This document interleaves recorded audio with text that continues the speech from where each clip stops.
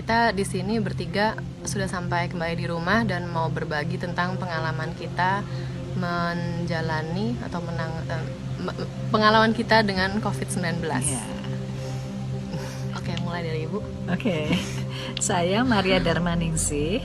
Saya dosen di Institut Kesenian Jakarta, dosen tari, dan saya salah satu pendiri Indonesian Dance Festival. Oke. Saya Sita Tia Sutami, saya penari profesional dan Independent Performing Arts Manager Manajer Kuno Kini. dan asisten manajer Kuno Kini. Nama saya Ratri Anindya Jati dan saya adalah independent producer dan juga arts manager. Halo, jadi kita sekarang bertiga udah akhirnya bisa kumpul kembali bersama di rumah. Terus ya kita masih fokus di penyembuhan, jadi masih harus istirahat dan anjuran dokter juga kita masih harus tinggal di rumah selama 7-14 hari ke depan tergantung situasi. Selama saya diisolasi, saya beruntung sekali mendapatkan kertas dan cat poster. Jadi saya belajar nyoret-nyoret sampai akhirnya lama-lama jadi lukisan. Nah, jadi itu self healing yang luar biasa. Jadi kemarin sih yang pertama kami lakukan itu di pagi hari berjemur, yang paling penting karena selama diisolasi kita nggak dapet matahari kan. Ya pastinya harus istirahat juga karena memang dari kita bertiga sepertinya aku yang masih paling lemah dan harus recovery. Jadi karena di isolasi kan diinfus dengan berbagai macam obat dan vitamin, jadi rasanya sehat, tapi karena diinfus ya tiduran aja meskipun ada olahraga dikit di dalam juga.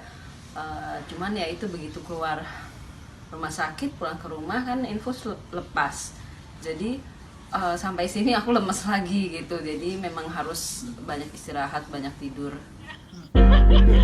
Saya sempat ngerasa kayak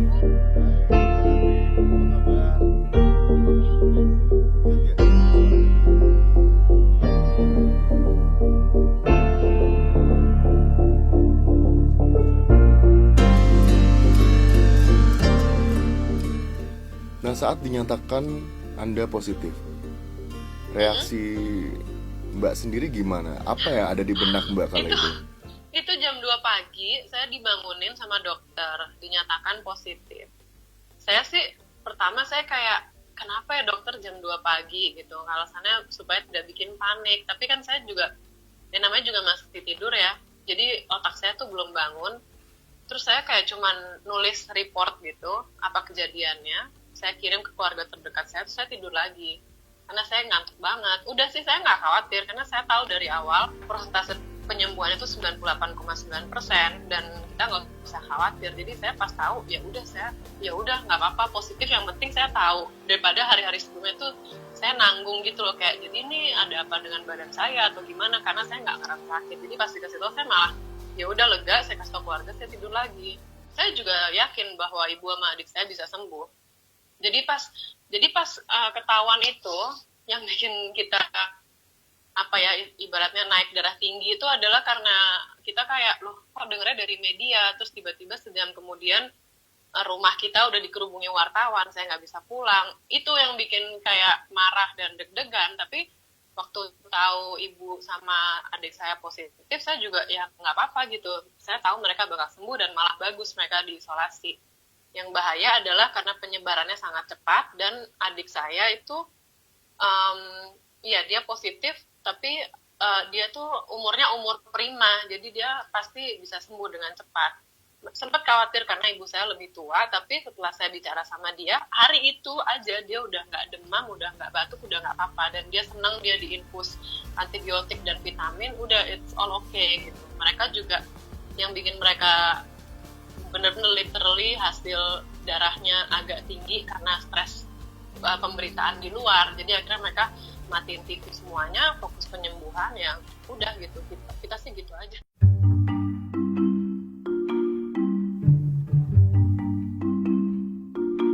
Kita tuh bertiga aktif banget. Jadi ya udah kita mau gimana lagi, olahraga aja sih, kayak stretching badan gitu. Katanya Sita sempat mau usaha entah kenapa pengen headstand di kasur, terus intercomnya Mbak Sita hati-hati ya infusnya gitu. Terus saya suka jingkrak-jangkrik juga di atas kasur kalau bosan sambil teleponan. Ntar intercomnya susternya bilang, Mbak Ratri jangan mundur-mundur lagi ya, ini ntar jatuh gitu lucu sih. Gimana cara ngakalinnya supaya nggak bosen, atau kan nggak bisa ketemu orang juga karena diisolasi kan, Mbak?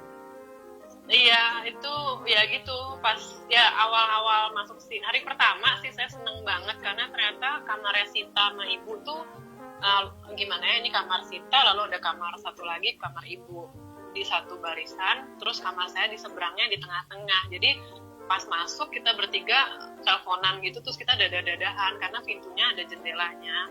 Itu seneng banget, Sita sampai nangis karena kan ya udah berapa hari kan dia di sini ya, dia stres juga. Terus ya udah, saya sih itu seneng ya karena at least kalau ada apa-apa Ibu sama Sita tuh dekat sama saya.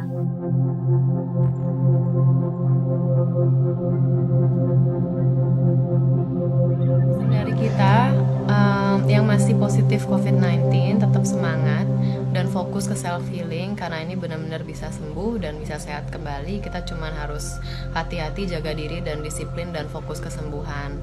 Dan kalian semua pasti bisa sakit. Yang baru tahu kalau mereka positif juga jangan panik, semuanya pasti bisa sembuh. Dan yang memiliki simptom jangan takut untuk cek ke dokter. Jangan takut untuk diisolasi karena tidak semenyeramkan yang kalian bayangkan juga kok. Oke. Mau nambah? Ya satu lagi sih, kayak Ratri itu kan nggak ada simptom sama sekali. Ternyata dia carrier. Jadi orang seperti Ratri memang harus hati-hati sekali. Kita semua nggak tahu, karena itu memang bagus 14 hari diam di rumah itu untuk memutuskan tali rantai COVID-19. Penularan. Dah.